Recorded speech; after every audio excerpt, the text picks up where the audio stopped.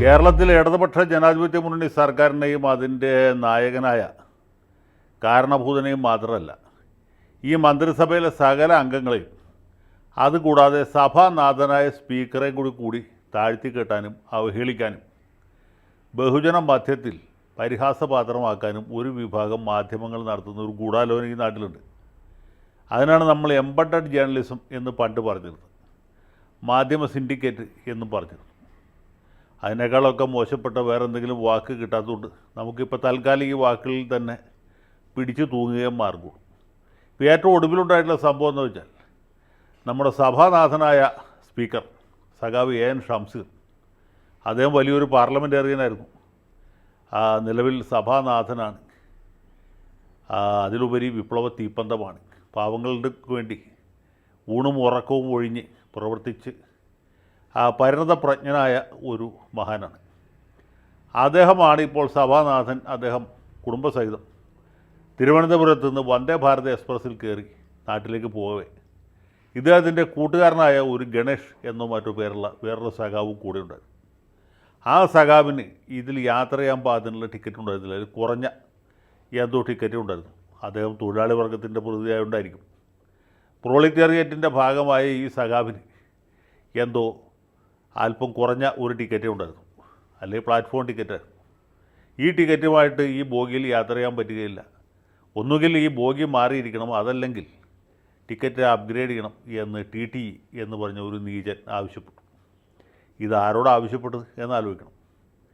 കേരളത്തിൻ്റെ കണ്ണിലുണ്ടിയായ വിപ്ലവ കേരളത്തിൻ്റെ തീപ്പന്തമായ സഖാവ് ഷംസീറിൻ്റെ സുഹൃത്തിനോടാണ്. ഷംസീറിൻ്റെ ഒരു സുഹൃത്ത് ഇതുപോലെ കഴിഞ്ഞ മുമ്പത്തെ കൊല്ലം ഒരു കാറിന്മേൽ കുത്തി വരച്ചു എന്ന് പറഞ്ഞ് ഒരു ചെറുക്കനെ നടുവിനിട്ട് ചവിട്ടിയ സംഭവം നിങ്ങൾക്ക് ഓർമ്മയില്ലേ? നിങ്ങൾക്ക് ഓർമ്മയില്ലെങ്കിൽ എനിക്ക് ഓർമ്മയുണ്ട്. ഷംസീറിൻ്റെ ഒരു സുഹൃത്തിൻ്റെ ബന്ധുവായിരുന്നു ഈ ചവിട്ടിയ പയ്യൻ. കേസെടുക്കാനായിട്ട് പോലീസ് മടിച്ചു, സംശയിച്ചു, ഭയപ്പെട്ടു. അപ്പോഴത്തേക്കും അവിടെ തന്നെയുള്ള വേറൊരു വക്കീൽ, തലശ്ശേരി ബാറിൽ പ്രാക്ടീസ് ചെയ്യുന്ന CPM കാരനായ ഒരു വക്കീൽ ഇത് വലിയ ആഗോള വിഷയമാക്കി CCTV ദൃശ്യങ്ങൾ അപ്പോൾ തന്നെ ഏഷ്യാനെറ്റിൻ്റെ മനോരമയുടെ ആഫീസിൽ കൊണ്ട് കൊടുക്കും. നേരം വെളുത്തപ്പോഴത്തേക്കും തലശ്ശേരിയിൽ ഒരു വലിയ ഭൂകമ്പം ഉണ്ടാക്കി. പിറ്റേ ദിവസം പത്രത്തിൽ, മാതൃഭൂമിയിൽ, മനോരമയിൽ, കേരളകൗമുദിയിൽ, മാധ്യമത്തിൽ എന്ന് വേണ്ട ദേശാമനിൽ വരെ വലിയ വെണ്ടയ്ക്ക വെച്ചു. അതേ തുടർന്ന് ആ ചെറുപ്പക്കാരനെ കസ്റ്റഡിയിൽ എടുക്കാൻ പോലീസ് നിർബന്ധിതമായി. അപ്പോഴേക്കും VD സതീശനും മറ്റുമൊക്കെ മാറത്തലിച്ച് നിലവിളിച്ചുകൊണ്ട് ഈ ചവിട്ടുകൊണ്ട പയ്യൻ്റെ വീട്ടിൽ ചെല്ലുകയും അവന് സാമ്പത്തിക സഹായം ചെയ്യുകയും കേസ് ആളിക്കത്തിക്കും. ചുരുക്കി പറഞ്ഞ ഈ പയ്യൻ നമ്മുടെ ഷംസീറിൻ്റെ സുഹൃത്തിൻ്റെ അനുജൻ കുറച്ച് ദിവസം ലോക്കപ്പിലും കുറച്ച് ദിവസം സബ് ജയിലിലും ഒക്കെ കിടക്കേണ്ടതായിട്ട് വന്നു. അങ്ങനെ ഷംസീറിനെ ഒന്ന് താത്തിക്കെട്ടാൻ ശ്രമിച്ചു എന്ന് ഇവിടുത്തെ മാധ്യമങ്ങൾ, പ്രതിപക്ഷം, എംബഡഡ് ജേർണലിസം. എന്നിട്ട് ഒന്നും ഉണ്ടായില്ല. കുറച്ച് ദിവസം കഴിയുമ്പോൾ ആ ചെറുപ്പക്കാരൻ ജാമ്യത്തിലിറങ്ങി. കുറച്ച് കഴിയുമ്പോൾ ആ കേസ് വെറുതെ വിട്ടു എന്ന വാർത്ത പ്രാദേശിക പേജിൽ എവിടെയെങ്കിലും ഒരു മുക്കിലോ മൂലയിലോ വരും, ഇതിനകത്ത് വന്നു കഴിഞ്ഞിട്ടില്ലെങ്കിൽ. അപ്പോൾ ഇതാണ് ഷംസീർ സഖാവിന് നാട്ടിലുള്ള സ്വാധീനം. അപ്പോൾ സഭാനാഥനായി ഇദ്ദേഹത്തിൻ്റെ കൂടെ യാത്ര ചെയ്ത ഈ സഖാവിനെ, ഈ ഗണേഷ് എന്ന് പറഞ്ഞ ധീര സഖാവിനെ റെയിൽവേയിലെ ഉദ്യോഗസ്ഥനെ അവഹേളിച്ചു. കോട്ടയത്ത് എത്തിയപ്പോൾ വീണ്ടും വാക്കുകാർക്കുണ്ടായി. തിരുവനന്തപുരത്ത് തിരിച്ചെത്തിയ ഷംസീർ സഖാവ് ഉടനെ തന്നെ ഔദ്യോഗിക ലെറ്റർ പാഡിൽ ഒരു പരാതി എഴുതി ഡിവിഷണൽ റെയിൽവേ മാനേജർ കൊടുത്തു. ഇത്ര നമ്പർ തീവണ്ടിയിലെ ഇന്ന TTE സഭാനാഥനായി എന്നോട് അവമര്യാദയായിട്ട് പെരുമാറി, ഇവൻ്റെ പേരിൽ ഉടനെ നടപടിയെടുക്കണം എന്ന് പറഞ്ഞു. DRM ഇത് കണ്ടപ്പോൾ ഞെട്ടിപ്പോയി. കാരണം കേരളം എന്ന് പറഞ്ഞ ഒരു വലിയ ജനാധിപത്യ പരീക്ഷണശാലയാണ്. ലോകത്ത് തന്നെ ആദ്യമായിട്ട് കമ്മ്യൂണിസ്റ്റ് സർക്കാർ അധികാരത്തിൽ വന്ന കേരളത്തിലാണ്.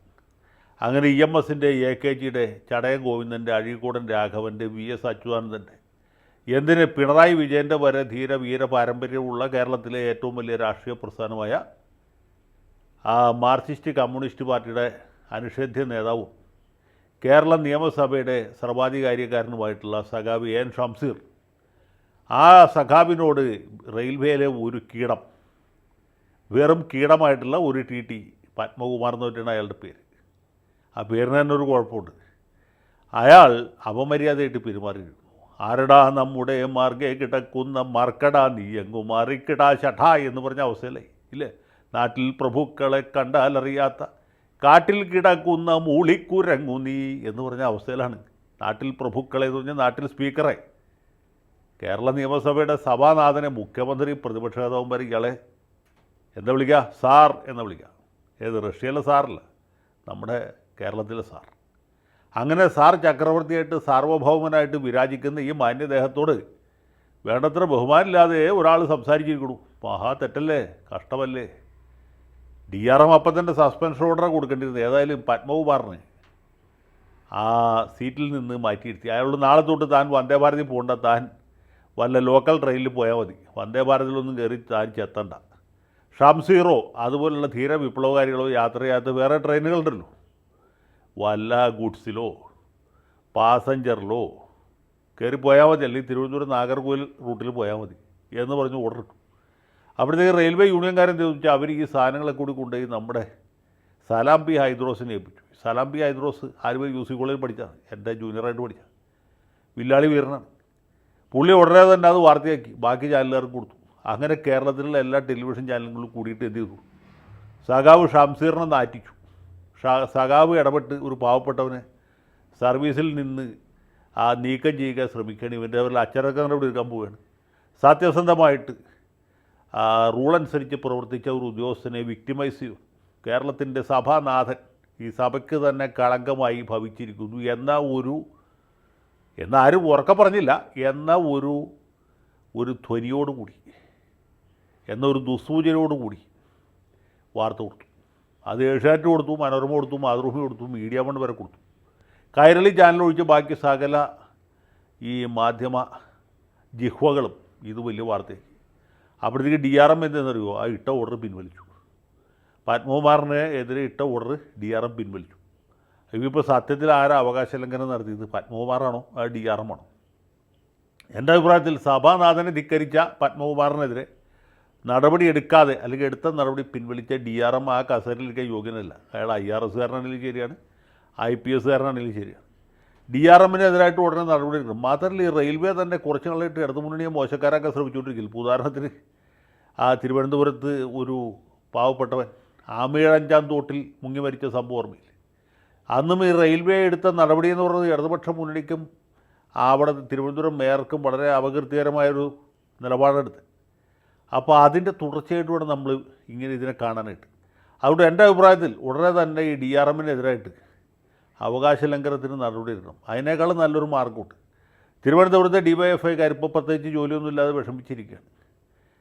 പിന്നെ വയനാടിന് വേണ്ടി ബക്കറ്റ് പിരിവ് നടത്തുന്നൊരു ഉത്തരവാദിത്വമുണ്ട്. അതൊഴിച്ചാൽ അത് പാർട്ട് ടൈമായിട്ട് ചെയ്യാവുന്നു.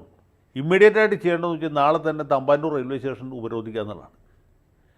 വന്ദേ ഭാരത് തടയുക, റെയിൽ രേഖോ സമരത്തിൻ്റെ രണ്ടാം ഭാഗമായിട്ട് റെയിൽ രേഖോ നടത്തുക, വന്ദേ ഭാരത് തടയുക, അതുപോലെ റെയിൽവേ സ്റ്റേഷൻ ഉപരോധിക്കുക, DRMനെ ഘെരാവോ ചെയ്യുക. SFIക്കാർ ചില കോളേജ് പ്രിൻസിപ്പൾമാരൊക്കെ ഘെരാവോ ചെയ്യുന്ന രീതി, ആ രീതിയിൽ അങ്ങോട്ട് തടയുക. പിന്നെ വേണമെങ്കിൽ സഖാവ് ശിവൻകുട്ടിയോട് ചോദിച്ചാൽ മതി. പണ്ട് ഗവൺമെൻറ് മോഡൽ ഹൈസ്കൂളിലെ മാഷായിരുന്ന ഇസ്തിരിപ്പെട്ടി എന്ന് വട്ടപ്പേരുണ്ടായിരുന്ന പാവപ്പെട്ട മാഷിനെയൊക്കെ ചെയ്ത പോലെ എന്തെങ്കിലും ചെയ്യുക.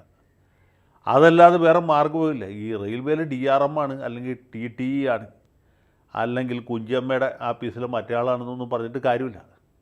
ഈ നാട്ടിൽ പ്രഭുക്കളെ കണ്ടാലറിയാത്ത കാട്ടിൽ കിടക്കുന്ന മൂളിക്കുരങ്ങുകൾ, ഇവർക്ക് കേന്ദ്ര ഗവൺമെൻറ്റാണ് ശമ്പളം കൊടുക്കുന്നതിൻ്റെ അഹങ്കാരമാണ്. ഇത് ഒരു കാരണവശാലും അനുഭവിച്ചു കൊടുക്കരുത്. അതുകൊണ്ട് നാളെ തന്നെ ഏറ്റവും അടുത്ത മുഹൂർത്തത്തിൽ ഈ DYFI സഖാക്കൾ അവരുടെ ചരിത്രപരമായ ഉത്തരവാദിത്വം ഏറ്റെടുക്കും. തമ്പാനൂർ റെയിൽവേ സ്റ്റേഷൻ ഉപരോധിക്കും. വേണ്ടി വന്ന കേരളത്തിലെ എല്ലാ റെയിൽവേ സ്റ്റേഷനും ഉപരോധിക്കും എന്നാണ് ഞാൻ പ്രതീക്ഷിക്കുന്നത്. സഖാക്കളെ മുന്നോട്ട് ഒരു കാരണവശാലും ഇത് വിട്ടുകൊടുക്കരുത്. ഇത് നമ്മുടെ പാർട്ടിയുടെ തന്നെ ദുഷ്പേരിന് കളങ്കം ചാർത്താവുന്ന ഒരു സംഭവമാണ്. ഒരിക്കലും സമ്മതിച്ചു കൊടുക്കരുത്. വിപ്ലവം ജയിക്കട്ടെ. ഇൻക്ലാബ് സിന്ദാബാദ്.